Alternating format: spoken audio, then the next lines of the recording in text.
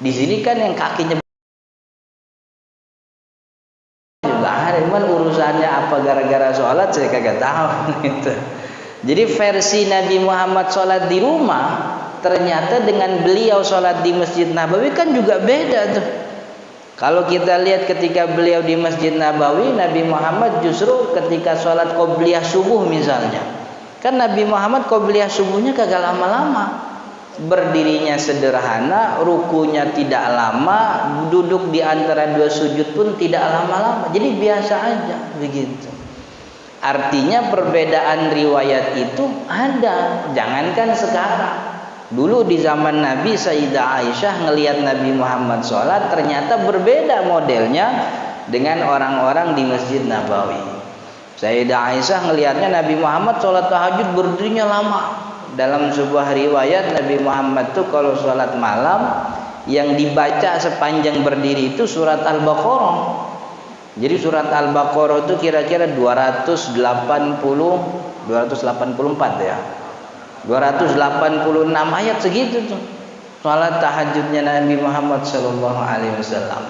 Maka itu karena setiap rakaat bacanya segitu 284 dan 286, maka satu malam yang muat buat salatnya Nabi Muhammad itu 8 rakaat. Karena bacaan satu ayat segitu tuh gitu. Kalau Nabi Muhammad salat malam model kita yang kuliah sama kulhu doang dibaca itu 100 rakaat nyampe itu. Kan ya, itu yang muat satu malam buat sholatnya Nabi ya segitu gitu. Artinya kan ternyata dulu Nabi Muhammad sudah menyajikan versi yang berbeda di depan Sayyidah Aisyah, berbeda dengan yang di depan para sahabat di Nabawi. Ketika di perjalanan pun Nabi Muhammad kadang model sholatnya kan berbeda dengan ketika beliau di Nabawi. Artinya maka itu karena para sahabat nonton nih, ngelihat bagaimana Nabi Muhammad sholat, setelah beliau wafat kan akhirnya orang punya cerita sendiri kan ya. Ini kayak bapak ibu semua di sini hadir di sini. Ntar saya pulang itu kan bapak ibu punya versi yang beda-beda sama saya. Ada yang ngelihat saya lagi makan misalnya, kan yang diomongin makannya kan gitu. Ada yang ngelihat saya lagi ke tempat duduk, yang diomongin tempat duduknya. Jadi versinya beda-beda. Kadang satu waktu Nabi Muhammad sholatnya tuh begini. Dulu saya ngelihat Nabi Muhammad sholat di Mina begini kan gitu. Ketika haji wada.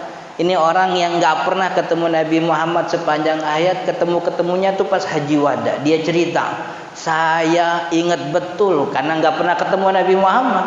Sekalinya ketemu diapalin semua. Dari mulai sholatnya Nabi Muhammad di Masjidil Haram, kemudian di Mina, kemudian di Arafah diapalin. Ternyata sholatnya tuh versinya berbeda dengan sahabat-sahabat yang biasa ngelihat Nabi Muhammad di Nabawi, kan begitu. Jadi maka itu sifat sholat Nabi itu tidak mutlak satu model begitu. Jadi banyak versi-versi yang memang riwayat itu sampai. Makanya di dalam sholat itu ada yang namanya rukun sholat, ada yang namanya sunnah sholat gitu. Ada yang rukun sholat. Jadi kita mau ngomongin gerakan dulu nih. Kalau sama bacaannya lumayan panjang, tapi kita ngomong gerakan-gerakannya dulu. Jadi ada yang rukun, ada yang sunnah sholat. Kalau rukun itu kan sesuatu yang tidak boleh ditinggal. Kenapa kemudian ulama mengkategorikan itu sebagai rukun? Salah satu sebab kenapa itu dikategorikan sebagai rukun, rukun itu dalam bahasa lain disebut dengan istilah fardu sholat. Dalam bahasa lain rukun sholat itu disebut dengan istilah fardu sholat. Fardu itu tahu gak artinya apa fardu? Kalimat faridoh. Faridoh itu artinya ketetapan yang pasti. Faridoh itu artinya ketetapan yang mutlak, ketetapan pasti, nggak ke kanan, nggak kiri, pokoknya udah pasti nih gitu. Makanya ilmu faraid disebut dengan ilmu faraid, ilmu waris disebut dengan ilmu faraid karena itu adalah ilmu tentang jatah-jatah yang pasti yang sudah ditetapkan oleh Allah untuk para ahli waris. Faridah ketetapan jatah yang pasti, jamaknya faraid. Makanya ilmu waris disebut dengan istilah ilmu faraid. Nah, salah satu kalau kita ambil ke gerakan sholat, salah satu kenapa gerakan sholat ada yang dikatakan rukun, karena riwayatnya tuh paten, riwayatnya pasti. Riwayat-riwayat tentang bagaimana Nabi Muhammad sholat dan riwayatnya pasti dalam arti Sayyidah Aisyah ngelihat begitu, Fulan bin Fulan ngelihat begitu, sahabat itu ngelihat begitu, maka itu masuk dalam kategori rukun sholat. Karena dari satu riwayat ke riwayat yang lain, ini semua pasti cakep nih, nggak ada yang beda gitu. Tapi ketika Nabi Muhammad mulai baca doa iftitah, nah gitu. Ketika masuk baca doa iftitah, kan Nabi Muhammad kadang baca doa iftitah cuman a'udzubillahi samil alim minasyaitonir rajim, kan gitu. Kadang Nabi Muhammad baca doa iftitah gitu. Di sholat tahajud iftitahnya Nabi Muhammad beda apa enggak sama sholat. Kadang Nabi Muhammad membaca Allahu Akbar kabira, tapi ada riwayat menyebut Nabi Muhammad bacanya Allahumma ba'id baini wa baina khataaya. Kalau sudah ada perbedaan riwayat, ada variasi riwayat, maka perbedaan itu, variasi itu tidak cocok untuk dikatakan fardu. Karena fardu itu artinya ketetapan yang pasti. Ini enggak pasti nih Nabi Muhammad. Kadang Nabi Muhammad sebagaimana juga gerakan ngangkat tangan. Satu riwayat Nabi Muhammad ngangkat tangan ke kuping sampai jempolnya nyentuh daun kuping. Satu riwayat Nabi Muhammad ngangkatnya sampai dada. Maka riwayat ini tidak masuk dalam kategori nama fardu. Karena fardu itu harus paten. Maka itu sesuatu yang riwayatnya bervariasi nggak masuk dalam kategori rukun sholat. Kalau dia nggak masuk dalam kategori rukun sholat begitu, maka boleh ditinggal, itu nggak ada masalah. Paham nggak kira-kira tadi yang saya jelasin? Paham nggak? Nah, lumayan tinggi banget tuh ngomongnya, gitu. Berasa jadi pinter banget saya tadi ngomong. Jadi itu kenapa kemudian ada pembagian rukun dan sunnah sholat. Salah satu yang disebutkan rukun oleh ulama itu adalah gerakan yang pasti riwayatnya. Setiap riwayat Nabi Muhammad tentang beliau sholat itu begitu nyebutin bahwa Nabi Muhammad selalu takbir. Maka rukun sholat itu takbiratul ihram. Tapi Nabi Muhammad dalam beberapa riwayat kadang tidak disebutkan mengangkat tangan. Maka mengangkat tangan itu bukan rukun sholat. Yang rukunnya itu takbirnya, Allahu Akbar, takbiratul ihram. Makanya pesan saya dari awal, untuk sesuatu yang bukan rukun sholat begitu, kalau bedanya jangan kenceng-kenceng gitu. Nyantai aja gitu. Orang mau ngangkat tangan sampai kuping boleh, ngangkat tangan sampai dada silahkan. Nggak ngangkat tangan juga sholatnya tetap sah. Karena ngangkat tangan itu bukan rukun sholat. Cuman kalau nggak ngangkat tangan jangan jadi imam. Kagak enak sama makmum, kan makmum bingung. Tuh imam sholat suruh apa kagak sih? Itu takbir doang kagak ngangkat tangan kan? Kan ya. Jadi itu yang sifatnya rukun tuh bukan apa? Kalau rukun pasti ulama nggak ada yang, dan rukun tuh jarang ada yang beda, dan memang kagak ada yang beda rukun sholat tuh sifat gerakannya. Ia berdiri, ia ruku, sujud, ia sujud. Cuman kan ada gerakan tambahan yang ditambahi dari variasi riwayat itu. Semisal ngangkat tangan, kan ya. Makanya ngangkat tangan sampai kuping boleh, sampai dada juga nggak apa-apa. Yang nggak boleh kan ngangkat tangan orang kan. Kalau yang diangkat tangan sendiri mah biarin sih. Yang diangkat tangan sendiri mah nggak apa-apa kan begitu. Jadi itu kenapa ada rukun dan sunnah sholat. Maka yang masuk dalam kategori sunnah sholat itu bukti bahwa ada variasi riwayat.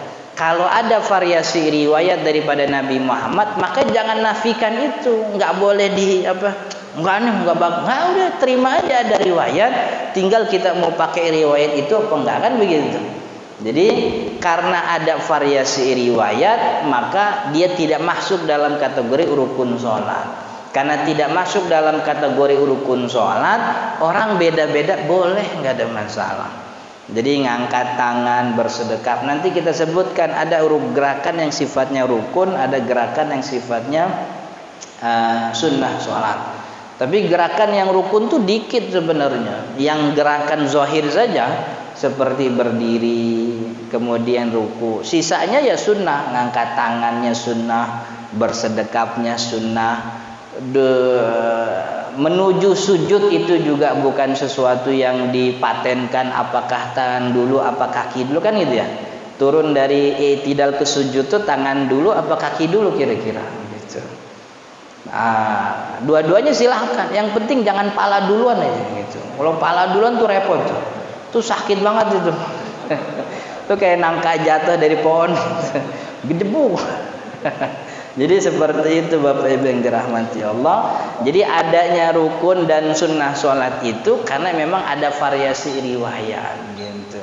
Jadi sesuatu yang riwayatnya paten begitu terus Nabi Muhammad melakukan, itu maksudnya rukun sholat.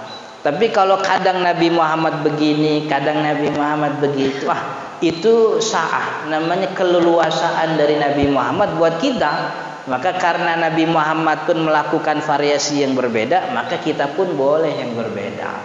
Kadang satu waktu dia baca Allahu Akbar kabira, nanti satu waktu dia baca Allahumma ba'id baini wa baina khotoya. Kadang dia baca a'udzubillahi samil alim. Kadang dia nggak baca apa-apa, kemudian langsung Al-Fatihah, kan nggak ada masalah. Karena doa iftitah itu hukumnya sunnah sholat begitu. Jadi ada gerakan yang tadi yang sunnah, ada yang gerakan rukun, ada yang gerakan sunnah sholat. Nah, pertama berdiri nih. Kalau berdiri ini gerakannya rukun sholat. Jadi siapapun yang mampu berdiri maka dia harus berdiri. Bagi yang mampu. Kalau yang nggak mampu ya nggak apa-apa. Artinya dia tidak punya kesehatan yang baik sehingga tidak mampu berdiri, ya dia boleh duduk begitu. Tapi bagi yang mampu tidak boleh duduk, kecuali kalau sholat sunnah. Kalau sholat sunnah boleh duduk. Jadi sholat sunnah boleh duduk, boleh. Dia bisa berdiri nggak apa-apa. Jadi sholat sunnah boleh dalam keadaan duduk, karena beberapa riwayat disebutkan Nabi Muhammad itu setelah sholat malam beliau sholat witirnya dalam keadaan duduk. Berarti kata ulama, berarti sholat sunnah itu boleh dikerjakan dalam keadaan duduk. Dan di beberapa masjidnya yang saya pernah temui, ada beberapa masjid yang kalau setelah sholat fardu itu ba'diyahnya pada duduk tuh gitu. Iya, jadi katanya udah kebiasaan Ustaz. Emang kenapa? Ya biar kalau ada yang datang dia tahu mana sholat sunnah, mana sholat fardu, katanya begitu. Sekaligus ngikutin sunnah kan ya. Sekali-kali kan kita pengen ngikutin sholat sunnahnya kayak Nabi Muhammad, modelnya duduk kan gitu. Boleh apa enggak? Ya boleh, enggak apa-apa gitu. Enggak ada masalah. Jadi bagi yang mampu berdiri kalau sholat fardu. Untuk dikatakan berdiri, seseorang harus membuat tulangnya tegak semua, tidak berbengkok. Maka tidak dikatakan berdiri jika seseorang masih tolak pinggang misalnya. Tolak pinggang, sholatnya tolak pinggang, nyempitin itu. Jadi berdiri itu tulangnya tegak.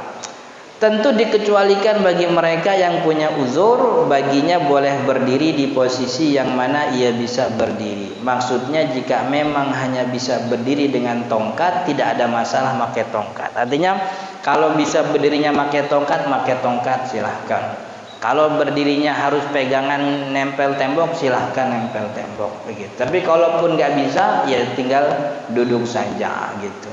Atau hanya bisa berdiri dengan posisi membungkuk, itu pun dibolehkan. Jadi berdirinya tidak harus tegak kalau orang yang memang sudah uzur begitu. Jadi boleh sambil membungkuk. Jadi sebisanya saja, sekuat di mana dia bisa berdiri. Bisa gak berdiri kayak bisa, tapi bungkuk gini gak apa-apa. Cuman bungkuk itu kuat sampai 4 rakaat, insya Allah kuat, gak ada masalah.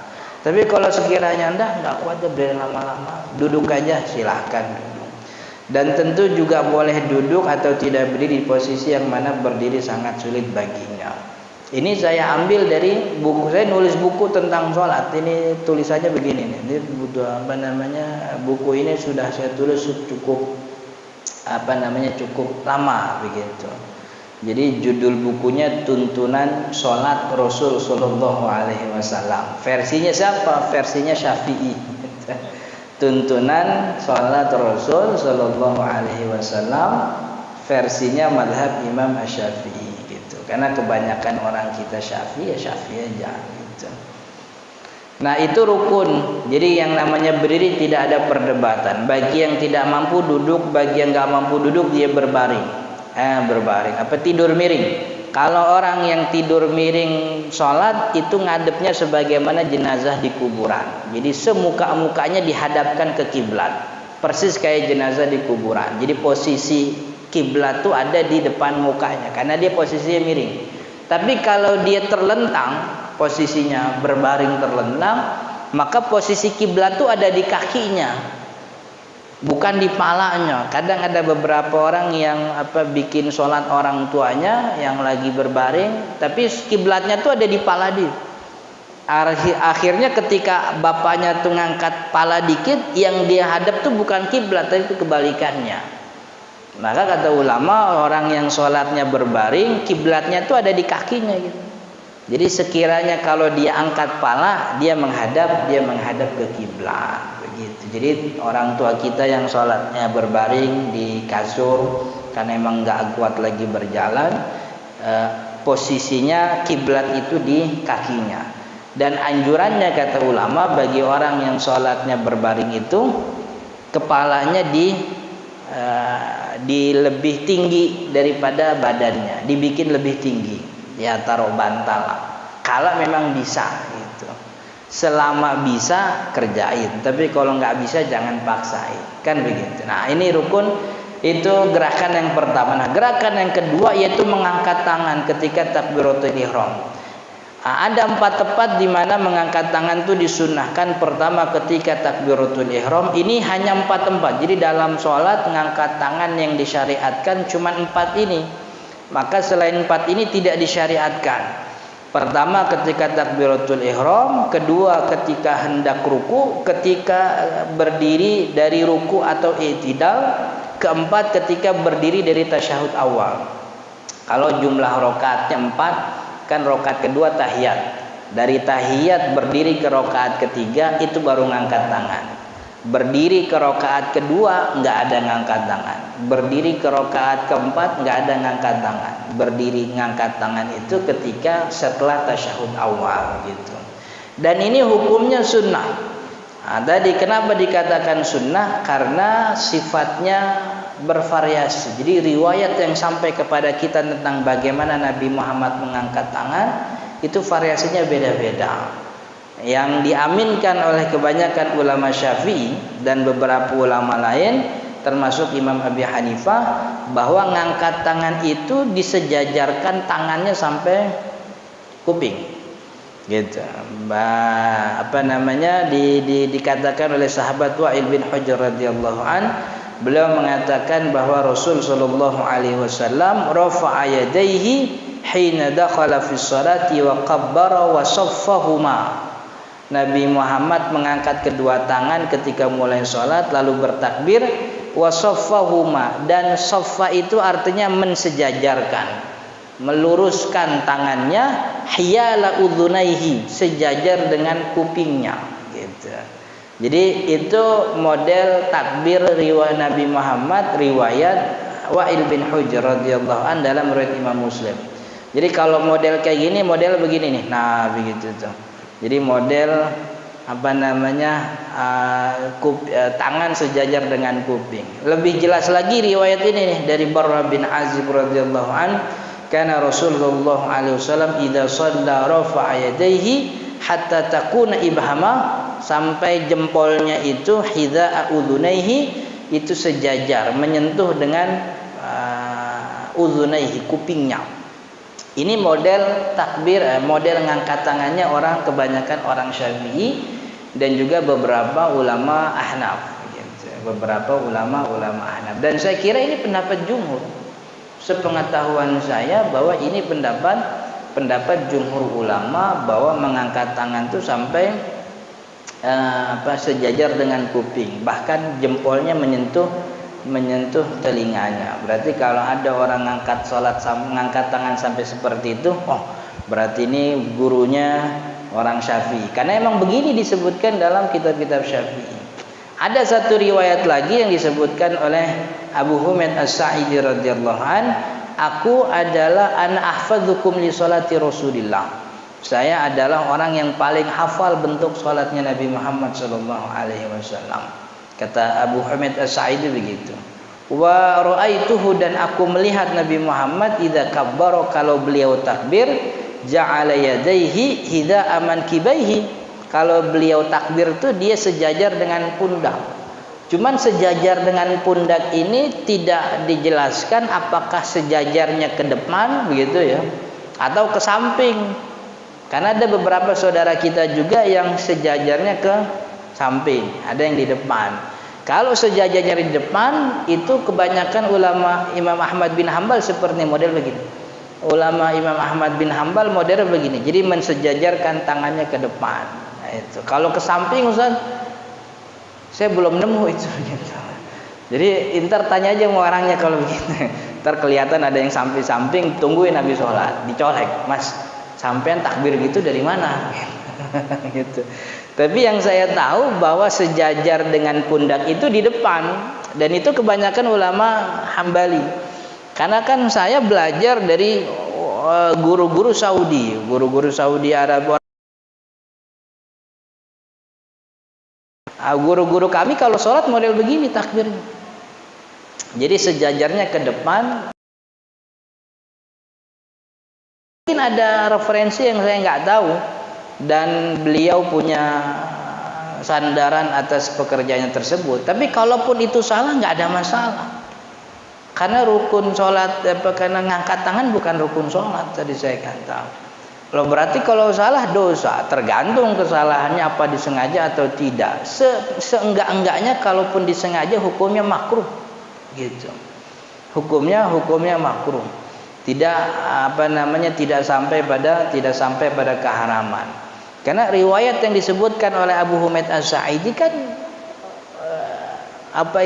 yang disebutkan oleh Abu Humaid As-Sa'idi riwayat ini itu kan sifatnya kalau bahasa kitanya terbuka untuk ditafsirkan kembali, kan gitu. Sejajar dengan pundak itu bisa sejajar ke atas, bisa sejajar ke depan, bisa sejajar ke samping, bisa. Maka karena memang tidak ada kepastian dari mana sejajarnya, maka siapapun boleh kemudian menafsirkan, asalkan tafsirannya itu punya tanggung jawab terhadap apa yang ditafsirkan. Jadi mungkin saja beberapa teman, beberapa saudara punya tafsir terhadap sejajar ke samping itu, dan kita yang nggak tahu, saya yang nggak tahu begitu. Maka itu buat saya sah-sah saja orang kalau mau ngangkat tangan sejajar ke samping, karena memang seperti ini riwayat tentang sejajar di pundak begitu. Kalau tadi sejajar ke kuping itu kan sangat tidak perlu ditafsirkan, karena kuping adanya di samping sini kan gitu. Kan ya, karena nggak mungkin ke depan. Pasti sejajar di sini kan begitu. Ini kan pundak nih, sisi kanan sisi depan belakangnya kan punya kan ya. Ini pundak, di depan bisa, di samping juga masih sejajar dengan pundak. Bahkan kalau kita lihat riwayat Nabi Muhammad SAW, ketika beliau merapikan saf itu kan beliau gimana riwayatnya? Hadzu bainal manakibi wal aqdam, kan gitu. Hadzu bainal manakibi wal aqdam, sejajarkanlah pundak dengan pundak, kan ya. Wal aqdam, kaki dengan kaki, gitu kan.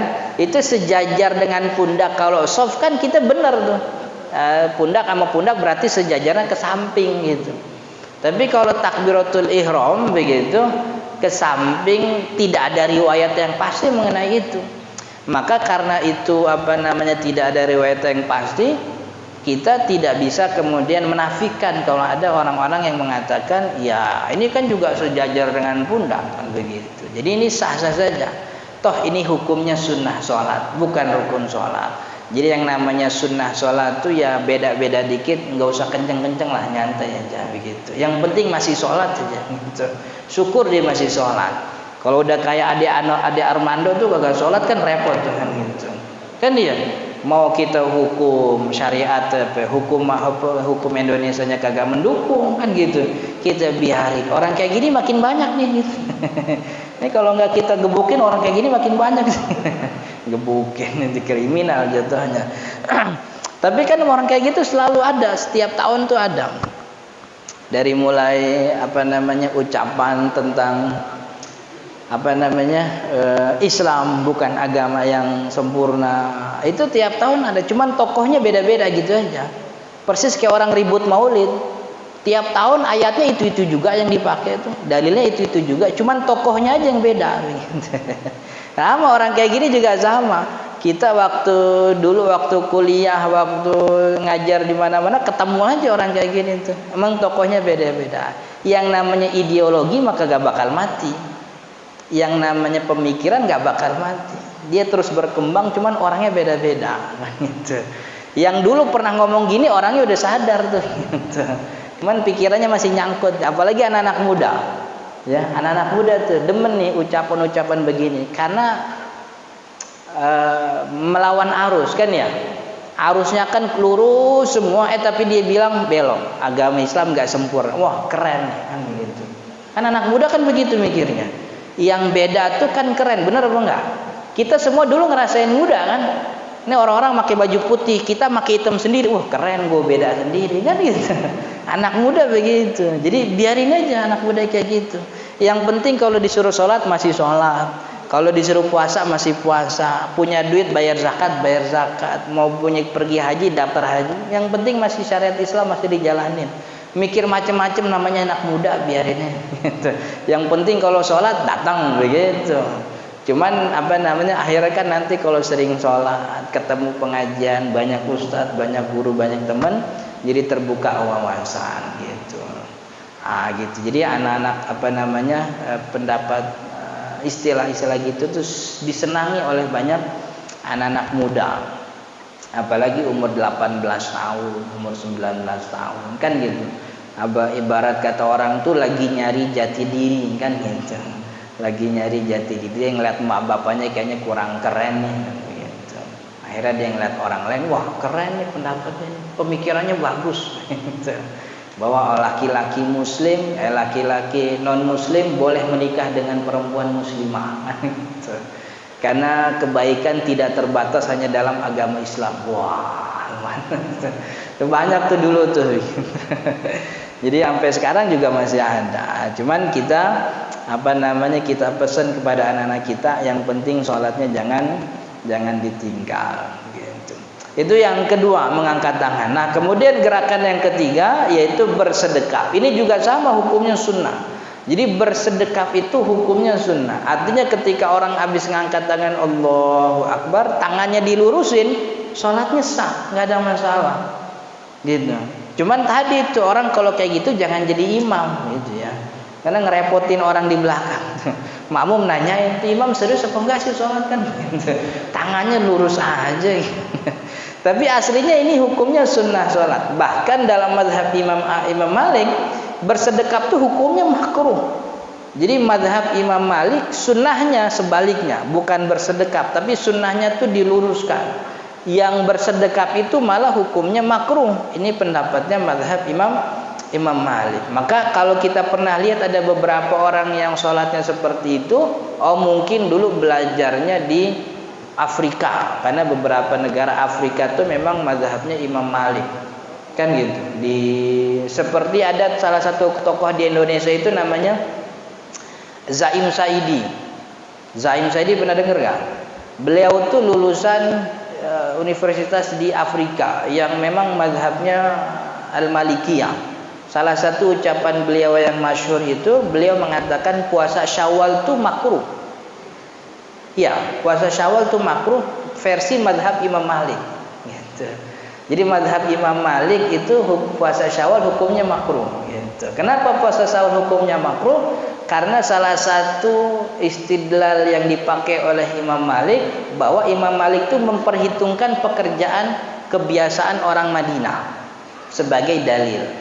Jadi apa yang menjadi kebiasaan orang Madinah itu terhitung sebagai masadirus syariah. tapi bukan masadir yang utama. Masadir utama ya Al-Quran, Sunnah, Ijma' gitu. Tapi pekerjaan orang Madinah itu masuk dalam kategori perhitungan sumber syariat. Kenapa dijadikan sumber syariat? Karena Nabi Muhammad mendirikan syariatnya di Madinah. Dulu ketika beliau di Mekah kan yang diajarin tauhid, keesaan Allah. Mulai ibadah banyak disyariatkan di Madinah. Azan syariatnya mulai di Madinah. Salat Jumat mulainya di Madinah. Kan begitu. Puasa Ramadan mulainya di Madinah. Yang ketika di Mekah itu cuma salat doang. Enggak gitu. Itu pun salatnya masih diam-diam. Sampai maka apa yang terjadi di orang Madinah itu kan menjadi kebiasaan akhirnya. Kebiasaan dia itu kemudian diikuti oleh anak-anaknya. Anak-anaknya melakukan itu diikuti oleh keturunannya sampai kemudian masanya Imam Malik. Jadi Imam Malik tuh orang Madinah tulen, lahirnya di Madinah, gede di Madinah, wafat di Madinah. Kalau Imam Syafi'i kan jalan-jalan. Imam Syafi'i lahirnya di Makkah, sebagian riwayat mengatakan lahir di Gaza, Palestina. Tapi ketika beliau gede dikit, beliau kemudian ke Madinah, belajar kepada Imam Malik. Belum nikah, kemudian langsung berangkat ke Yaman, ke Baghdad dulu. Dari Baghdad kemudian beliau ke Yaman. Dari Yaman balik lagi ke Baghdad. Dari Baghdad kemudian baru ke Mesir. Wafat di Mesir. Imam Malik tuh kemana-mana begitu. Jadi pertimbangannya sangat kompleks. Tapi Imam Malik tuh mempertimbangkan pekerjaan ahli Madinah, karena apa yang sudah disyariatkan oleh Nabi Muhammad tuh jadi kebiasaan oleh orang Madinah. Nah, ketika Ramadan selesai, ketika Imam Malik hidup, ketika Ramadan selesai, Imam Malik itu tidak melihat orang Madinah pada puasa Syawal. Orang alimnya kagak puasa, orang pinternya nggak puasa, orang awamnya juga nggak ada yang puasa. Begitu. Tapi kan ada hadisnya Ustaz. Betul hadisnya, tapi hadisnya itu riwayatnya ahad, riwayatnya tunggal. Artinya tiap angkatan tuh tidak sampai 10 orang. Hadis tentang puasa Syawal itu 5 sahabat doang yang meriwayatkan. 5 sahabat doang. Abu Ayyub Al-Ansari, Ibnu Umar, 3 lagi saya lupa gitu. Padahal Ramadan itu tiap tahun terjadi, ya. Ramadan tiap tahun terjadi. Kalau ngikutin masanya Nabi Muhammad ngalamin Ramadan 9 kali. Masa iya 9 kali Ramadan tiap tahun terjadi, kok yang riwayatin cuma 5 orang sih? Mestinya kan banyak. Ini kan proses ritual tahunan yang biasanya diingat begitu. Tapi riwayatnya cuma 5 orang. Nah, orang Madinah kagak ngerjain. Ketika ada hadis tunggal yang bertentangan dengan pekerjaan atau kebiasaan orang Madinah, pekerjaan orang Madinah lah yang kemudian dimenangkan oleh mazhab Imam Malik. Kok dimenangkan Ustaz? Kenapa enggak hadis? Karena hadis yang riwayatin cuman segitu doang tuh. Enggak sampai 10 orang. Tapi kalau kebiasaan yang riwayatin satu kampung. Benar apa enggak? Satu negeri yang riwayatin. Jadi dari fulan turun ke anaknya ada berapa orang diturunin lagi. Jadi satu kampung meriwayatkan pekerjaan ini tuh. Tapi kalau hadis cuma kira-kira mana yang lebih paten, yang diriwayatkan satu kampung apa yang diriwayatkan oleh 1-2 orang. Nah, resmi kita jadi mazhab Imam Malik tuh sekarang. Itu salah satu dalilnya mazhab Imam Malik, pekerjaan ahli Madinah. Profesor Zaim Saidi mengatakan demikian, bahwa puasa Syawal itu makruh. Iya pantas. Karena beliau dulu belajarnya di negara Afrika yang waktu itu memang banyak mazhab Imam Malik. Dia pulang ke Indonesia bilang puasa Syawal makruh, ya pantas juga kalau diomelin orang kan. Orang-orang udah bilang puasa sunnah dibilang makruh. Tapi sebagai khazanah keilmuan kita terima, wah cakep nih, jadi tambah wawasan kan ya. Tapi untuk orang yang sudah terbiasa dengan puasa Syawal sunnah, ya nggak mungkin kemudian dibilang makruh tuh. Karena kalau makruh kan kebalikannya kan gitu. Sebaliknya justru yang berpahala. Nggak berpuasa itu yang akhirnya berpahala. Nah, salah satu yang juga Imam Malik berselisih dengan kebanyakan jumhur yaitu bersedekap. Bahwa mazhab Imam Malik itu tidak bersedekap, dia tangannya dilurusin aja. Jadi mengangkat tangan Allahu Akbar kemudian diluruskan begitu sampai selesai sholat. Nah, ini dalilnya ini nih, Rasul Shallallahu Alaihi Wasallam ketika sholat beliau mengangkat kedua tangannya sampai sebatas kedua bahu beliau, lalu beliau takbir dan berdiri tegak sampai tulangnya kembali. Kalau orang berdiri semua tulang kembali ke tempat asal, berarti tulangnya lurus semua. Kalau dia bersedekap berarti ada yang bengkok tuh gitu. Ini riwayat Sayyidah Aisyah kalau nggak salah. Jadi kata Sayyidah Aisyah radhiyallahu an bahwa Nabi Muhammad kalau berdiri maka tangannya diluruskan karena semua tulang kembali ke posisinya masing-masing. Ini mazhab Imam Malik. Maka kalau nanti kita ngelihat, dan ini banyak ya sekarang di Jakarta tuh banyak. Saya beberapa kali kalau sholat di di masjid-masjid besar begitu ya, karena kebanyakan yang begini ekspatriat bukan orang kita. Jadi orang mana begitu yang masjid-masjid yang dekat-dekat dubes kantor kedutaan negara mana itu kita ngelihat dia sholat itu tangannya dilurusin gitu. Itu kalau kita belum tahu kita omelin tuh kan gitu. Wah, sholat dilurusin, sholat niat apa enggak sih? Bersedekap dong. Nah, itu kayak gimana? Pertama, sunnah bersedekap itu di bawah pusar. Ini versi mazhab Imam Abi Hanifah. Inna minas sunnati, daripada sebuah kesunahan fi sholati dalam masalah sholat, wad'ul akufi alal akufi tahta surrah, meletakkan telapak tangan di atas telapak tangan kiri, maksudnya tahta surrati, di bawah pusar. Ini mazhabnya Imam Abi Hanifah, dan ini juga pendapat resminya mazhab Imam Malik, Imam Abi Hanifah, Imam Ahmad bin Hanbal. Makanya pernah lihat gak Imam Abdurrahman sholat, Imam Abdurrahman Sudais sholat? Abdurrahman As-Sudais sholat tangannya di bawah pusar gitu. Jadi tangannya biasa aja. Jadi Allahu Akbar gitu. Kan langsung kemudian palanya ngedeketin mic. Bismillahirrahmanirrahim, enggak ada bismillahnya, langsung alhamdulillahirabbil alamin kan gitu. Jadi ini Hambali begini. Jadi bersedekapnya di bawah pusar gitu. Kemudian yang kedua yaitu di bawah dada di atas pusar. Ini orang Syafi'i nih gitu ya. Orang kebanyakan kita begitu. Ini hadisnya panjang dari Abu Zubair radhiyallahu anhu, beliau berkata, saya diperintah oleh Atha untuk bertanya kepada Sa'id, di manakah tangan diletakkan saat sholat, di atas pusar atau di bawah pusar? Beliau kemudian mengatakan di atas pusar. Imam Al-Baihaqi mengomentari, asar yang paling sahih pada bab ini adalah asar dari Sa'id bin Jubair radhiyallahu anhu. Jadi ini adalah riwayat dari sahabat Sa'id bin Jubair tentang bagaimana sholatnya Nabi Muhammad ketika bersedekap. Dan ini diriwayatkan oleh Imam Al-Baihaqi. Jadi Imam Al-Baihaqi ini punya kedekatan khusus dengan mazhab Syafi'i. Pertama, memang dia cinta banget sama Imam Syafi'i. Karena cintanya kepada Imam Syafi'i, maka dia berintima kepada mazhab Syafi'i, padahal dia mampu beristihad sendiri. Jadi Imam Al-Baihaqi disebutkan oleh banyak ulama, beliau ini levelnya ini sudah mujtahid sebenarnya. Cuman beliau malah lebih ngikutin mazhab Imam Syafi'i, katanya karena cinta kepada Imam Syafi'i. Dan karena cinta itulah kepada Imam Syafi'i, beliau itu riwayat-riwayatnya dalam kitab Sunan, kan ada kitab Sunan Al-Baihaqi. Riwayat hadis Imam Al-Baihaqi namanya kitab Sunan Al-Baihaqi. Sunan Al-Baihaqi ada yang sugro, ada yang kubro. Itu beliau kumpulkan riwayat itu sebagai pendukung fatwanya Imam Syafi'i. Jadi kalau mau nyari dalil-dalilnya mazhab Imam Syafi'i itu semuanya ada di kitab Imam Al-Baihaqi, Sunan Al-Baihaqi gitu. Makanya kalau ada yang kadang nyindir Imam Syafi'i dalilnya nggak ada yang Bukhari Muslim gitu. Ya ada gitu, cuman tidak sebanyak Imam Al-Baihaqi. Jadi makanya kalau kita ke rumah kiai pesantren itu pasti punya kitab, di perpustakaannya ada kitab Sunan Al-Baihaqi gitu. Biarin Al-Bukhari kagak punya, biarin Muslim kagak punya, yang penting punya Al-Baihaqi gitu. Biar kalau ditanya jemaahnya dia ngerti kan.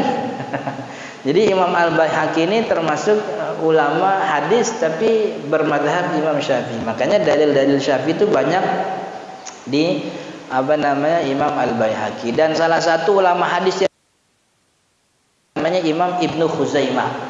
Imam Ibnu Khuzaimah. Beliau punya kitab hadis namanya Sahih Ibnu Khuzaimah. Jadi kitab sahih itu banyak. Sahih Ibnu Hibban, Sahih Imam Ibnu Khuzaimah juga ada begitu.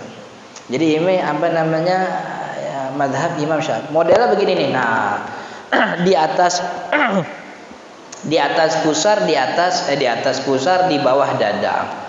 Dan bentuk tangannya seperti itu, bahwa telapak tangan kanan itu bukan di atas telapak tangan kiri, tapi berada di atas lengannya begitu. Jadi bukan ini bentuk afdolnya mazhab Syafi'i seperti ini. Itu yang kedua. Nah, yang ketiga ada versi bersedekap, yaitu di atas dada. Siapa yang mengatakan di atas dada? Sependek yang saya tahu, yang mengatakan di atas dada ini Imam As-Sun'ani. Imam As-Sun'ani ini ulama dari Son'a itu Yaman. Beliau punya kitab namanya Subulus Salam. Masyhur tuh kitab Subulus Salam. Subulus Salam tuh kitab syarah Bulughul Maram gitu. Beliau meriwayatkan hadis, bukan beliau meriwayatkan. Ketika beliau menjelaskan hadis ini dalam kitab Subulus Salam, beliau mengatakan inilah pendapat yang lebih unggul dibanding pendapat yang lain. Kemudian yang dipakai oleh Syekh Nasiruddin Al-Albani dalam kitabnya Sifat Salat Nabi yang gitu. Boleh Ustaz? Ya boleh, nggak apa-apa. Di atas dada silahkan, di bawah dada, di atas pusar boleh, di bawah pusar boleh. Yang nggak boleh itu bersedekapnya ke belakang, kayak orang istirahat di tempat. Nah itu tuh, nah itu nggak boleh tuh. Itu lagi pramuka. Itu bikin-bikin sendiri itu namanya. Jadi 3 versi ini silahkan mau diikuti. Kebetulan Ustaz, saya dari dulu diajarin sama guru saya itu bersedekap di atas dada. Ya bagus, nggak apa-apa. Itu malah lebih bagus karena beribadahnya punya sandaran bahwa diajarin sama guru. Yang nggak enak kan begitu. Sepanjang saya belajar Ustaz, saya meneliti banyak artikel di Google dan juga broadcast WhatsApp itu, kayaknya yang benar nih di atas dada Ustaz. Jadi jangan sekali-kali mengambil, kalau sekedar hazanah keilmuan, baca-baca, nambah wawasan silahkan.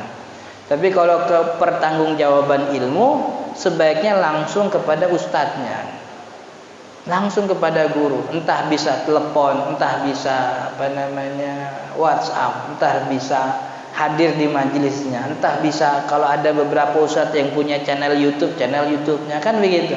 Tapi jangan ngambil berarakan tuh di Facebook, kan berarakan banyak keturkan, bukan gitu. Dan kita nggak tahu tuh yang penulisnya siapa. Penulisnya tuh bisa saja dia kopas dari orang lain juga, kan ya. Gitu. Maka ketidakaslian dan originalitasnya tuh masih diragukan. Maka itu berbahaya bagi kebanyakan kita, gitu. Dan saya beberapa tahun ini kan sudah banyak tidak menulis di media sosial, karena nulis di media sosial tuh akhirnya malah bikin orang debat doang kan gitu. Kita kayak nyajiin kamar buat orang ribut, males banget kayak. Jadi daripada nambah dosa, udah biarin aja. Itu media sosial tuh jadi harddisk aja, harddisk buat foto-foto, foto-foto sama anak sama bocah kita upload.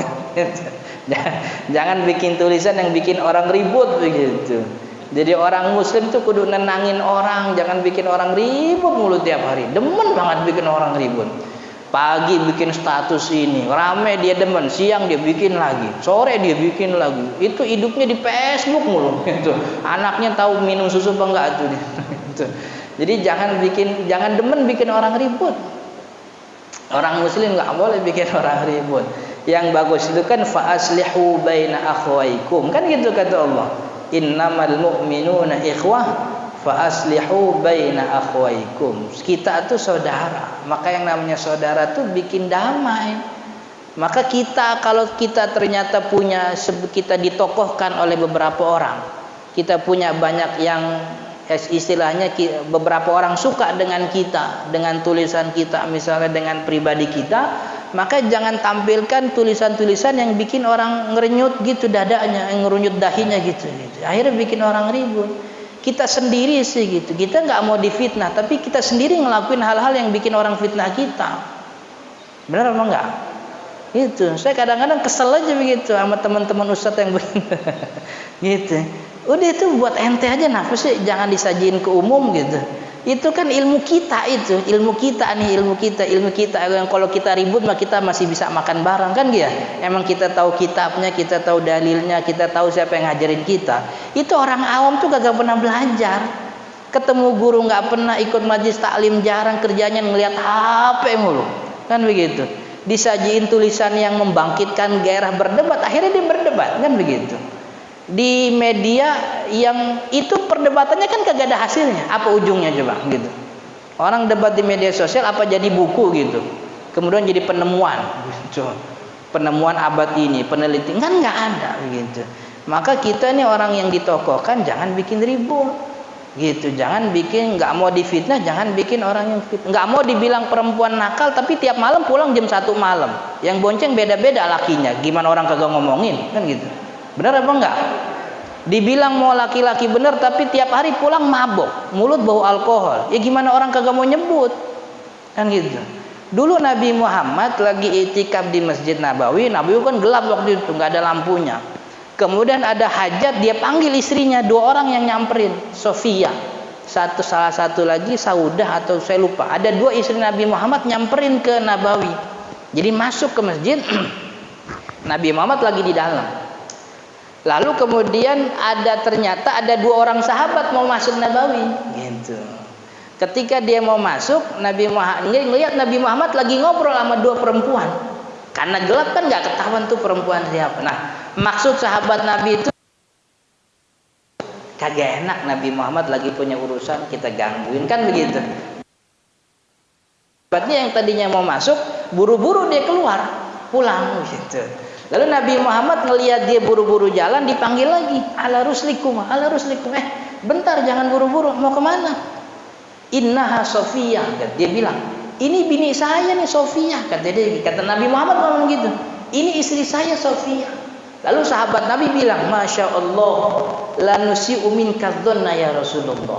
Dia bilang, Masya Allah, enggak usah disebutin istri Nabi, kita juga paham, masanya Nabi Muhammad kumpul sama yang bukan istri, kagak usah disebutin Nabi, kita nggak bakal suuzon sama Nabi. Nabi sahabat bilang gitu. Lalu kata Nabi Muhammad, ya ente sih sekarang kagak suuzon, ntar ente keluar dari masjid ini nggak punya ilmu yang paripurna, artinya nggak tahu informasi di dalam masjid itu ada siapa-siapa.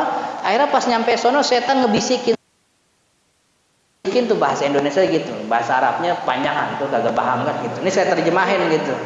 Ente di sini kagak suuzon, tapi ntar ente keluar dari masjid, ente nggak punya ilmu yang paripurna, setan ngebisikin, akhirnya bikin ente wasok ngomong-ngomong ke orang kan gitu. Lu dari mana lu? Dari masjid. Ada siapa? Nabi. Sama siapa? Tahu tuh, kayaknya perempuan mana gitu. Kan gitu tuh. Perempuan mana itu yang mana? Akhirnya kan ngomong satu, pindah ke rumah satu. Akhirnya semua orang tahu. Siapa yang mulain? Nabi Muhammad ngebiarin orang pergi tanpa ilmu yang paripurna, kan begitu. Makanya Nabi Muhammad berhentiin, sini, nggak usah pulang, nggak usah buru-buru, ini istri saya. Minimal orang itu tahu bahwa Nabi Muhammad berduaan atau bertigaan sama istri-istrinya, kan begitu. Ini kan kita ngebiarin aja orang ngomongin kita. Mau lihat tuh, gue difitnah, ya lu sendiri yang bikin orang fitnah lu, kan begitu. Gue difitnah gini, ya lu sendiri ngomongnya macam-macam gitu. Kan gitu. 3 hari. Cuman jangan mentang-mentang tamu minta macam-macam, ngerepotin itu namanya. Kita mau dihormatin, tapi kita sendiri kagak ngelakuin sesuatu yang bikin orang hormat sama kita. Kan sewot itu jadinya, kan sewot apa enggak? Gitu. Saya gedek ini ngomongnya nih. Ingat nama tokoh-tokoh yang ngakunya pemersatu bangsa, politisi-politisi itu, tapi ngerjain apa? Yang bikin orang pada ribut, kan gitu. Mestinya kan dia bikin damai, kan begitu. Ya Allah, subuh-subuh udah marah-marah. Kemudian yang ketiga, jadi bersedekap nih 3 bentuk begitu. Kemudian yang keempat, gerakan hamba juga pernah ruku. Kalau ruku enggak ada perdebatan, ini hukumnya rukun sholat, harus dikerjain. Ruku adalah gerakan membungkukkan badan sampai sekiranya kedua telapak tangan bisa menggapai lutut. Itu bentuk minimal.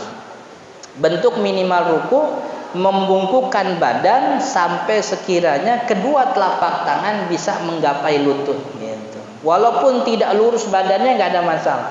Yang penting tangannya sampai lutut, silahkan. Kelebihan Ustaz nggak apa-apa, itu tetap dikatakan ruku. Jadi ruku itu membungkukkan badan sekiranya tangan bisa menggapai lututnya. Tapi kalau bentuk sempurnanya yang disebutkan oleh Imam Nawawi Banten, pertama punggung, kepala dan leher berada pada satu garis yang sama, lurus. Dan ini pekerjaan yang sangat sulit sekali. Misalnya nggak ada yang bisa nih gitu. Kayaknya ahli olahraga juga susah tuh bikin. Dulu ketika kita belajar ini, guru kita bilang hatta lawudi akubun fihima. Kalau seandainya di atas punggungnya itu taruh di atas punggung taruh gelas yang berisi air, airnya juga lurus kata dia gitu.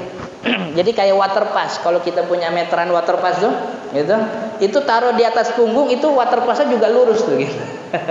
Itu kan pekerjaan yang sulit, tapi Nabi Muhammad bisa melakukan ini. Jadi contoh sempurna ini diambil oleh ulama dari pekerjaan Nabi, dan Nabi Muhammad kalau ruku tuh begitu lurus. Jadi punggung, leher sama palanya tuh lurus. Kemudian yang kedua, lututnya lurus tidak ditekuk. Itu bentuk sempurnanya. Artinya kalau ditekuk boleh ditekuk nggak ada masalah. Cuman ditekuk dalam arti yang wajar, bukan ditekuk sampai naik ke atas, bukan gitu. Kayak olahraga bukan gitu. Jadi kan ada beberapa kita tuh yang kalau habis tidur pinggangnya rada sakit, lututnya rada sakit. Kalau ruku lurus tuh rasa sakit, maka boleh dia tekuk itu lututnya seukuran memang menghilangkan sakitnya. Tapi itu bukan bentuk sempurna, tapi itu bentuk yang sah. Bentuk yang sah, bentuk minimal yang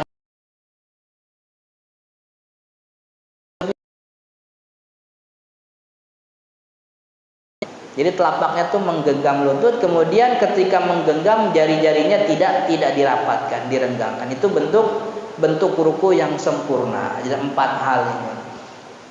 Tapi yang penting bungkuk tangan sampai lutut beres itu. Itu sudah sah sudah sah rukunya. Nah, kemudian yang disyaratkan ada tumanina atau kadar 1, 2. Kalau saya bilang sih 3 detik.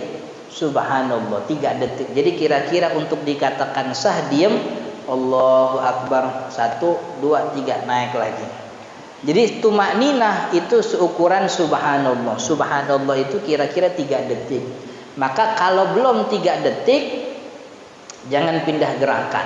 Dan 3 detik itu mulanya dihitung ketika kita berhenti bergerak.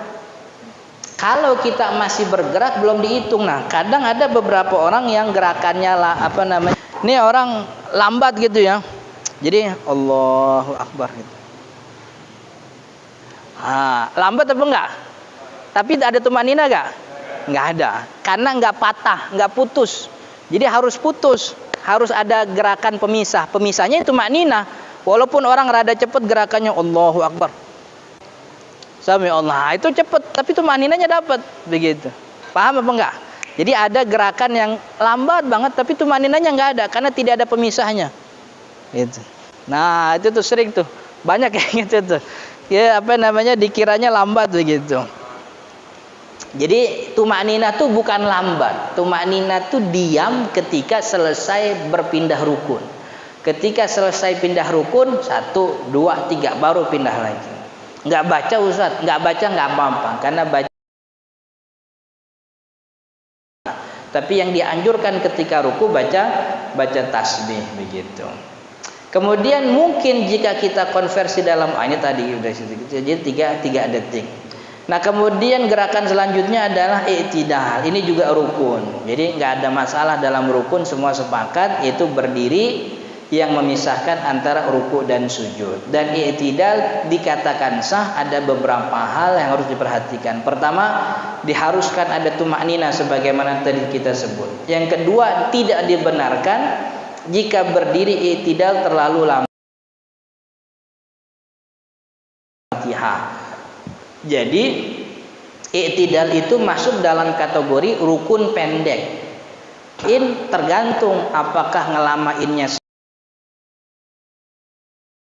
tidak sengaja nggak batal, tapi kalau memperlama rukun pendek sengaja hukumnya batal sholatnya.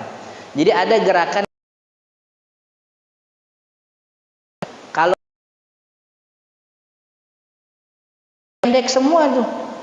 Jadi dalam gerakan sholat yang panjang itu cuman berdiri dan duduk tahiyat akhir, kan ada tahiyat akhirnya.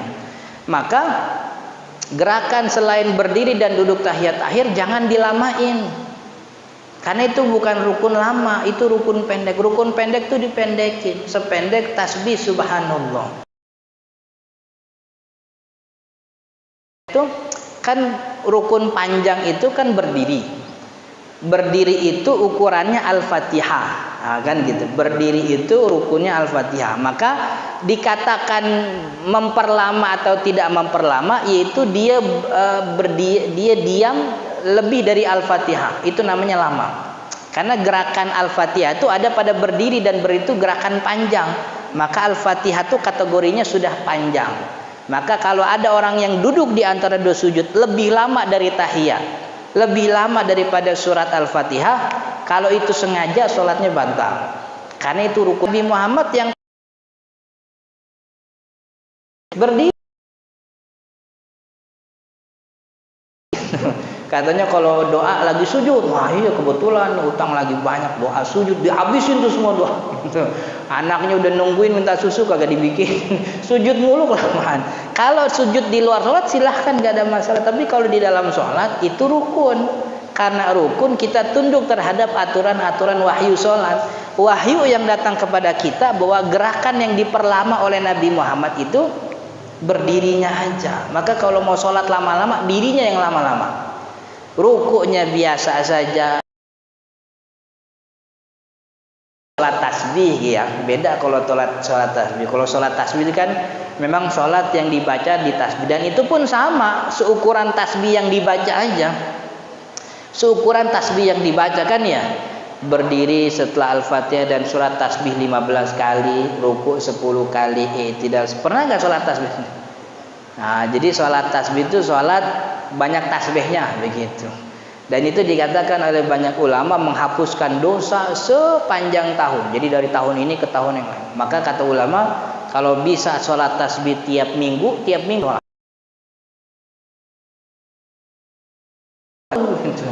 Kirain tasbihnya, rupanya ketiduran emang. Emang santri itu kan capek dari pagi sampai sore. Jadi itu salat tasbih. Kemudian yang ketiga, sama sekali tidak berniat ketika i'tidal selain sebagai gerakan ibadah sholat. Ini i'tidal. Nah, kemudian menuju tempat sujud. Nah, ini dalam mazhab Imam Syafi'i, dan ini adalah mazhab jumhur ulama, bahwa sujud itu baiknya lutut dulu yang turun sebelum tangan, lalu berdiri dengan tangan terlebih dahulu baru setelahnya. Itu dalam mazhab Syafi'i. Dan saya kira ini juga pendapat jumhur selain mazhab Imam Malik. Jadi ada hadisnya, kata sahabat Wa'il bin Hujr, aku melihat Rasul sallallahu alaihi wasallam kalau sujud itu dia meletakkan kedua lututnya dulu. Jadi yang jatuh tangannya.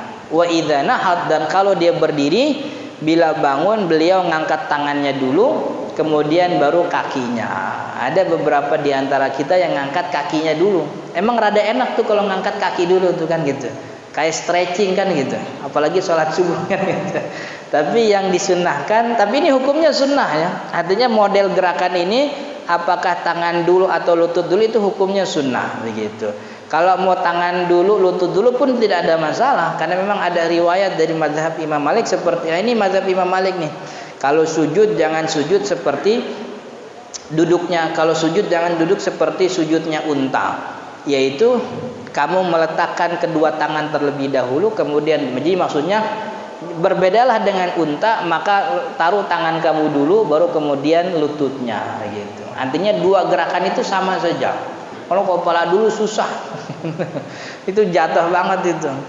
Nah, kemudian selanjutnya sampai jam berapa nih? Itu syuruk ya? Sujud tulang itu diperintahkan sujud di atas. Saya mau ke nunjuk tahiyat ini gitu, biar dapat nih akhirnya nih. Ini sujud, jadi 7 tulang. 1, 2, 3, 4, 5, 6, 7. 1, 2, 3, lutut kanan, lutut kiri, 4, 5, 6, 7, ujung kaki kanan, ujung kaki kiri, itu 7. Sunnahnya begitu.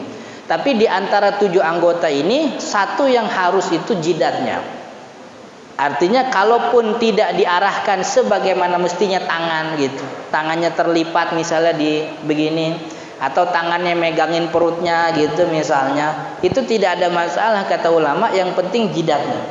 Nah, jidat itu kalau bagus sama hidung, tapi kalau jidatnya saja sudah cukup gitu. Jadi jidat dengan hidung. Kaki, jari-jari kaki tidak menghadap ke kiblat, artinya cuma ditempelin doang, silahkan, gak ada masalah. Itu sunnahnya saja. Tapi yang paling baik itu, yang paling mutlak itu adalah jidat. Karena dalam sebuah riwayat Nabi Muhammad, idza sajadta famakin jabhatak. Kalau kalian sujud, famakin, maka tempatkanlah jidatmu di tempat sujudmu. Nabi Muhammad nggak nyebut tangan, nggak nyebut lutut dan seterusnya. Maka gerakan ini disebut sebagai sunnah sholat, yang jidat itu menjadi rukun sholat begitu. Walaupun agak tidak mungkin kalau orang sujud cuman palanya doang, kan nggak mungkin. Masa iya ada orang sujud palanya doang kan? Iya. Pasti tangannya nempel, lututnya juga nempel gitu. Harus ada tumaninah gitu. Kemudian bagusnya menekan dahi ketika sujud. Nah, saya mau langsung ke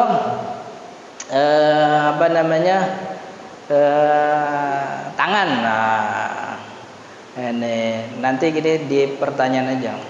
Nah, ini memberi isyarat telunjuk nih hukumnya sunnah, Bapak Ibu yang dirahmati Allah. Memberi isyarat telunjuk tuh hukumnya sunnah. Ada orang tahiyat karena itu hukumnya sunnah. Yang rukun apa Ustaz? Yang rukun baca tahiyatnya. Maka kalau ada orang ributin nunjuk tangan tuh diputar apa enggak, digerakin apa enggak usah dibalas. Bilang ente apal tahiyat apa enggak. Daripada ributin itu digerakin apa enggak, gerakinnya kanan apa kiri, apa atas bawah, apa muter kombinasi begitu, mendingan ngapalin tahiyat dulu. Karena yang rukun tuh tahiyat. Sebagaimana takbiratul ihram. Ngangkat tangannya bukan rukun, yang rukun tuh takbir.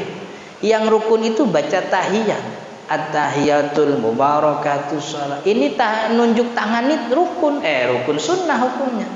Artinya sepanjang tahiyat kita nggak nunjuk tangan, sholatnya sah. Kadang kan kita gitu, ributnya tuh pada sesuatu yang bukan esensial. Tunjuk tangan lah katanya, ini sholat yang benar tuh nunjuk tangannya harus ketika dari mulai at-tahiyat, harus ketika asyhadu alla dan seterusnya. Nunjuk tangan apa enggak, sholatnya tetap sah. Karena yang jadi standar sahnya itu bukan tangan tapi at-tahiyat gitu, at-tahiyat. Maka itu masuk dalam kategori rukun bacaan. Rukun bacaan kan cuma 5. Takbiratul ihram, al-fatihah, tahiyat akhir, sholawat di tahiyat akhir, sholawat kepada Nabi tahiyat akhir, yang kelima salam. Itu 5 rukun bacaan. Selain 5 bacaan ini nggak ada yang rukun. Tasbih ketika ruku, ketika sujud, tidak, itu bukan rukun sholat. Yang 5 ini yang harus dibaca. Maka kalau nggak bisa tahiyat gimana Ustaz? Ulama menganjurkan baca tasbih, takbir, tahmid, subhanallah, alhamdulillah, wala ilaha illallah, quwata illa billahil alil azim. Karena ketika tahiyat kan ada 4. At-tahiyat, assalamu alayka ayuhan nabi, assalamu alayna, assalamu ala ibadillah sholihin. Yang keempat syahadat. Yang kelima sholawat. Maka diganti dengan 5 zikir. Yang 5 zikir itu subhanallah, walhamdulillah, wala ilaha illallah, wallahu akbar, la haula wala quwata illa billah. Gitu kalau yang nggak bisa. Kalau tetap juga nggak bisa Ustaz, subhanallah nggak bisa, ya udah subhanallah aja. Sebisanya apa? Subhanallah, alhamdulillah, subhanallah, alhamdulillah, subhanallah, alhamdulillah, nggak apa-apa, terusin sampai kemudian imam salam. Makanya orang kayak gitu tuh jangan sholat sendirian tuh, harus sama imam. Karena kalau sendirian dia bingung nunggu salamnya kapan ya. Subhanallah, alhamdulillah, subhanallah, alhamdulillah. Ini salam keberapa? Gitu. Kalau ada imam kan enak, gitu. Tinggal nungguin gitu. Nah, memberi isyarat telunjuk ini hukumnya sunnah. Kenapa sunnah? Ada variasi riwayat. Ada riwayat pertama dari sahabat Ibnu Umar Beliau mengatakan Nabi Muhammad jika duduk dalam sholat ia meletakkan tangannya di lututnya lalu mengangkat jari yang di sebelah jempolnya yaitu telunjuk, lalu beliau berdoa. Gitu, berdoa tuh Allahumma inni a'udzubika min adzabil qabri, doa yang habis tahiyat itu. Kemudian tangan kirinya di atas paha kiri dan terbuka jari-jarinya. Ini riwayat lain. Dalam riwayat Wa'il bin Hujr radhiyallahu anhu beliau mengatakan Nabi Muhammad meletakkan siku kanan di atas paha kanan, kemudian menggenggam jari kelingking dan jari setelahnya, lalu membuat lingkaran, jari kelingking, jari manis di lekuk, kemudian membuat lingkaran dengan jari tengah dan jempol. Kemudian telunjuk memberikan isyarat tanpa ada gerak-gerakan. Riwayat Wa'il bin Hujr. Dan ini yang kebanyakan dipakai oleh orang-orang Syafi'i. Yaitu ininya dilipat kemudian dibikin bulatan. Nah, jari telunjuknya dibiarkan seperti ini agar nanti ketika asyhadu alla tinggal ngangkat aja gitu. Ini satu riwayat.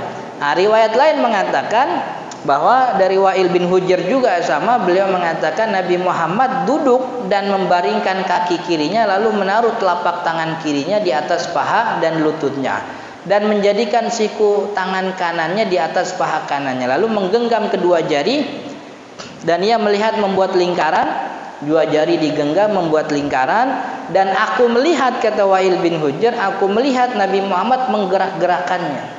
Cuman menggerak-gerakannya ini tidak dijelaskan apakah gerak ke kiri ke kanan atau ke atas bawah. Maka itu karena riwayatnya banyak dan berbeda, ulama mazhab punya versinya masing-masing. Kata mazhab Imam Abi Hanifah, tahiyat itu tangannya meregangkan jari-jari sampai, jadi jari-jari diregangkan saja sampai syahadat. Lalu ketika syahadat dia genggam. Ketika syahadat dia menggenggamnya dan menunjuk ketika la ilaha illallah, asyhadu an la ilaha illallah, turun lagi. Jadi telunjuknya itu cuma sebentar, asyhadu an la ilaha illallah, turun lagi. Itu mazhab Imam Abi Hanifah. Kemudian mazhab Imam Malik menggerak-gerakkan jari telunjuk ke kanan dan ke kiri seterusnya selama tasyahud. Jadi gerak-gerakannya ke kiri kanan. Gitu, bukan ke atas bawah. Karena kalau ke atas bawah tuh berarti dia membatalkan telunjuknya, membatalkan isyaratnya. Jadi isyaratnya tidak dibatalkan, tetap berisyarat tapi ke kiri kanan. Untuk tidak membatalkan isyarat sekaligus agar trennya tuh tetap ke kiblat. Tren telunjuknya tetap ke kiblat. Kemudian mazhab Imam Syafi'i menggenggam jari kelingking serta jari manis tangan kanan, begitu juga jari tengah. Menurut pendapat, jadi ada dua pendapat. Jadi seperti ini bikin lingkaran, ada juga yang tiga-tiganya seperti ini. Gini nih. Ini yang saya dapat dari guru saya begini nih. Jadi tiga jari digenggam, jempolnya nempel begitu, jari telunjuk biarkan begini. Nanti ketika tahiyat baru kemudian ngangkat gitu. Dan menunjuk telunjuk lalu mengangkatnya ketika perkataan illallah. Jadi kalau Imam Abi Hanifah la ilaha illallah, kalau mazhab Imam Syafi'i asyhadu an la ilaha illallah gitu. Dulu ada iklan Ramadan tuh, iklan apa gitu lupa, yang iklannya pas bikin lagi sholat. Pas lagi sholat tuh pas tahiyat dibarengin semua kan gitu. Illallah gitu. Nah, berarti ini produsernya orang Syafi'i. Jadi karena nunjuknya tuh pas illallah gitu. Kemudian mazhab Imam Ahmad bin Hambal memberi isyarat telunjuk tanpa menggerak-gerakan ketika tasyahud dan doa dalam sholat atau selain alaina wa ala ibadillahi shalihin. Asyhadu an la ilaha illallah wa asyhadu anna Muhammadar Rasulullah. Allahumma shalli. Jadi setiap menyebut kalimat Allah, mazhab Imam Ahmad memberi isyarat telunjuk. Tapi semua ini hukumnya sunnah. Karena ini sunnah, maka orang mau ngikutin itu boleh, ngikutin ini boleh, nggak ada masalah. Yang penting baca tahiyatnya. Maka bapak ibu yang belum hafal tahiyat mulai sekarang harus hafalin gitu. Biar nanti kalau ditanya sama bocah kita tahu jawabannya. Ya kan gitu. Ntar ditanya sama bocahnya, Pak itu nunjuk pas bacaan apa ya? Nah bingung dia. Bacaan apa? Gue juga gak hafal bacaannya kan. Lah habis kalau sholat ngapain? Ya ngikut orang-orang aja. Wayanya yang samping gue nunjuk kan. Kalau samping gue kagak nunjuk, juga kagak nunjuk. Jadi mulai sekarang apalin tahiyat karena itu rukun sholat. Sedangkan memberikan isyarat telunjuk itu bukan rukun sholat. Karena bukan rukun sholat, maka orang-orang boleh berbeda. Karena boleh berbeda, maka tidak ada yang bisa mengatakan ente salah nunjuk kayak gitu. Nggak boleh begitu.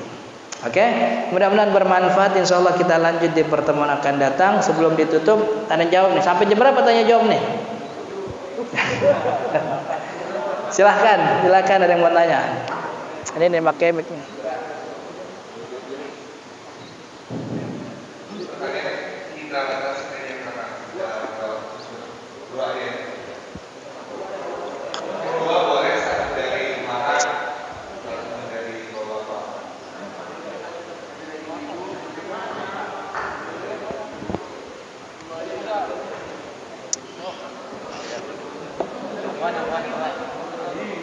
Ya. Assalamualaikum warahmatullahi wabarakatuh. Waalaikumsalam warahmatullahi. Saya pernah pengalaman Pak Ustaz. Jadi saya niatnya sholat sunnah, tetapi tiba-tiba ada orang yang niatnya sholat fardu dan mencolek saya. Otomatis kan saya jadi imam.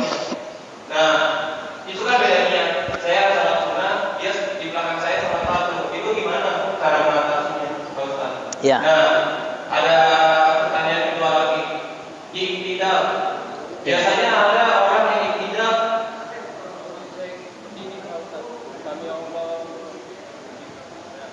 Oh iya. Itu gimana? Ustaz. Ya. Wassalamualaikum warahmatullahi wabarakatuh. Sekalian tadi ada yang mau nanya sekalian. Biar sekalian. Ya. Ente ingetin pertanyaannya. Assalamualaikum warahmatullahi wabarakatuh. Assalamualaikum warahmatullahi wabarakatuh. Ini masalah kiblat ini. Nah, masalah kiblat ini. Dulu masjid kami ini dulu kiblatnya nggak seperti ini. Ya, dulu nggak seperti ini. Tentunya dulu juga cara bikinnya kasih pakai kompas. Tapi ketika sekarang ini kok banyak sekali masjid-masjid yang berubah. Ya, shop-shopnya seperti ini. Nah, kalau Pak berikan pencerahan bagaimana sebetulnya tentang kiblat itu. Assalamualaikum warahmatullahi wabarakatuh. Assalamualaikum warahmatullahi wabarakatuh. Oh iya, Debian. Pertama, kita lagi sholat sunnah, kemudian dicolek sama orang yang mau sholat wajib. Mau nyolek mau bayar utang katanya. Kira-kira sholatnya diterusin apa gimana? Sholatnya diterusin. Sholat dia ngikutin saya Ustaz. Dia kan sholat fardu, saya sholat sunnah. Perbedaan niat antara imam dan makmum tidak ada masalah. Makmum boleh punya niat berbeda daripada imam. Imam sholat fardu, makmum sunnah boleh. Imam sholat sunnah, makmum sholat fardu. Imam dan makmum itu tidak ada masalah. Yang disyaratkan sama antara imam dan makmum itu gerakan zahir. Gerakan zahir itu dirinya sama, ruku, i'tidal. Artinya kalau orang makmum dikatakan menyelisih imam itu kalau imamnya sujud dia ruku. Nah, itu yang salah tuh. Kalau beda dalam hal yang batin yang tidak terlihat, bahkan gerakan-gerakan sunnah itu tidak ada masalah. Termasuk gerakan niat, termasuk rukun niat. Niat berbeda nggak ada masalah karena beberapa sahabat termasuk Nabi Muhammad juga melakukan itu. Artinya beliau Shallallahu Alaihi Wasallam pernah sholat sunnah ketika sholat khauf, sholat dalam peperangan. Nabi Muhammad bagi dua kelompok. Nabi Muhammad sholat pertama sholat fardu, yang kedua sholat sunnah. Dan imam makmumnya para sahabat-sahabat yang sholat zohor. Jadi satu sholat zohornya wajib Nabi Muhammad, yang kedua sholat yang kedua kan hukumnya sunnah. Tapi karena ada pasukan yang belum sholat, akhirnya Nabi Muhammad jadi imam. Jadi Nabi Muhammad mengimami orang yang sholat fardu dan beliaunya dalam keadaan sholat sunnah. Dan para sahabat juga banyak. Jadi kalau kita lagi sholat sunnah kemudian ada yang ngikut gitu ya, entah itu dia colek atau dia pakai apalah itu tandanya, maka kita nggak perlu ngasih isyarat apapun, kita terusin sholat. Diikutin nggak ada masalah. Maka kalau kita tahu kita diikutin, kita keraskan suara guru rukunnya, perpindahan rukunnya itu dikerasin untuk membantu makmum. Kadang kan ada imam yang suaranya diam aja kan gitu. Makmum kan jadi bingung itu. Kapan rukunya, kapan sujudnya gitu. Kemudian yang kedua, gerakan berdiri ketika i'tidal itu sama seperti gerakan berdiri di dalam sholat. Karena dia sama-sama berdiri, maka sunnah yang lurus itu ya, yaitu mazhab Imam Malik ya begitu. Sedangkan beberapa ulama mazhab Imam Ahmad bin Hambal termasuk Syafi'i itu ketika i'tidal bersedekap sebagaimana berdiri ketika sholat. Walaupun ada beberapa ulama Syafi'i juga yang mengatakan anjurannya kalau beriktidal itu diluruskan gitu. Tapi itu sifatnya sunnah dan pilihan yang tidak orang bersedekap ya silahkan, tidak bersedekap pun tidak ada masalah ketika i'tidal. Memang dalam sifat sholat Nabi Syekh Nasruddin Al-Albani itu agak kenceng tuh emang Syekh Albani dalam kitab sifat sholat Nabi. Dia bilang kalau i'tidal tuh harus lurus tangannya. Kalau yang nggak lurus berarti sholatnya batal, tuh kan kenceng banget. Keras banget itu. Ya cuman kalau memang berpendapat gitu nggak ada masalah. Tapi jumhur ulama mengatakan artinya orang ketika i'tidal bersedekap ya silahkan, ketika diluruskan pun tidak ada masalah. Kemudian yang ketiga soal kiblat. Dulu kita punya guru almarhum Profesor Dr. Ali Mustafa Yaqub. Ketika ada wacana perpindahan kiblat itu kan tahun 2000 berapa tuh MU itu. Beliau itu termasuk ulama yang menolak wacana perpindahan kiblat itu. Jadi biarkan kiblat orang Indonesia sebagaimana begitu. Yang dulu ya tahun 2000 berapa tuh waktu itu ada wacana ya gitu. Prof Ali itu pas ketika Prof Ali jadi guru kami di magister, beliau mengatakan karena kita beliau tuh ngomong pendapat jumhur ulama. Pendapat jumhur ulama tentu di luar Syafi'i. Jadi dalam hal ini Syafi'i berbeda dengan jumhur. Jumhur ulama 4 mazhab selain mazhab Imam Syafi'i mengatakan orang-orang di luar Masjidil Haram kiblatnya itu Masjidil Haram bukan Ka'bah. Maksudnya arahnya tuh nggak mesti presisi ke Ka'bah. Yang penting ketemu Masjidil Haram. Orang di kota Mekah kiblatnya Masjidil Haram. Orang di luar Mekah kiblatnya kota Makkah. Orang di luar Saudi Arabia kiblatnya kota Makkah. Kita tuh kiblatnya ke kota Makkah. Yang disebut dengan ulama dengan istilah jihatul kiblah dengan ainul kiblah. Ainul kiblah itu Ka'bah secara bangunan. Itu namanya ainul kiblah. Tapi jihatul kiblah itu arah kiblat. Jadi nggak mesti presisi amat. Yang penting arah kita ke kiblat, gitu. Arah kita tuh ke Ka'bah. Walaupun mungkin kalau kita telusuri itu kita kan ngelewatin kuburan dulu, baru sampai ke Ka'bah itu nggak ada masalah. Karena yang diminta oleh orang yang jauh daripada Ka'bah nggak ngelihat itu jihanya arahnya, gitu. Itu jihanya. Memang dalam pandangan Syafi'i yang paling getol itu Imam Nawawi Banten. Imam Nawawi Banten dalam kitabnya Kasyifatus Zajjal, orang muslim itu harus ainul kiblah. Konsekuensi orang yang berpendapat ini, dan itu juga dijelaskan oleh ulama Syafi'i, konsekuensinya masjidnya tuh kagak boleh lebih lebar dari Ka'bah. Karena harus ainul kiblah, paham gak kira-kira? Iya, sebangunan-bangunan Ka'bah tuh harus kita samain masjid kita, sepresisi itu harus. Karena yang diwajibkan ainul kiblah. Tapi kata ulama selain Syafi'i, yang diwajibkan bagi orang yang tidak melihat Ka'bah itu bukan ainul Ka'bah, tapi jihah, arahnya Ka'bah. Kalau kita di sini arahnya ke barat. Dan ini pendapat yang diaminkan oleh orang kebanyakan termasuk Indonesia dulu, dan ini juga ada fatwa ulama Syafi'inya. Artinya beberapa ulama Syafi'i pun mengatakan rada sulit mengikuti pendapat Syafi'i yang seperti ini. Jadi banyak ulama-ulama Syafi'i yang justru menyelisih pendapat Syafi'i yang memang dikira sulit. Seperti zakat. Syafi'i itu Pak, itu zakat tuh harus 8 golongan dapat semua. Dan banyak ulama Syafi'i yang nyerah. Bilang kayak kita angkat tangan gitu. Kita nggak ngelaksanain fatwa ini. Termasuk fatwa ainul kiblah ini. Jadi yang diminta tuh jihah kiblah. Terus gimana Ustaz sholatnya? Sholat yang dulu benar sekarang juga benar, nggak ada masalah. Karena semua arah yang ada sekarang ini semuanya ke arah Ka'bah, walaupun tidak sepresisi apa yang mesti harus presisi seperti itu. Yang beneran harus sepresisi Ka'bah tuh orang yang ngelihat Ka'bah. Orang yang di luar Ka'bah tuh yang penting arahnya saja. Kalau kita sholat di hotel tuh, kalau kita di Mekah kan gitu, lagi rada malas ke Masjidil Haram, sholat di hotel. Ada gak orang kayak gitu? Ada kan gitu. Ada, walaupun udah di Mekah masih ada kayak gitu.